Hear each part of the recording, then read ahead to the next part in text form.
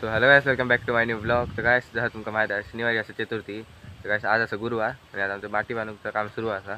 सकाळी बाजारातून हाडलं सगळं सामान त्या बियाणे हाडले. तर आता बांधूचं काम परत सुरू असा. जरा जाऊया आम्ही पण थोडा हातभार लावूया कामात.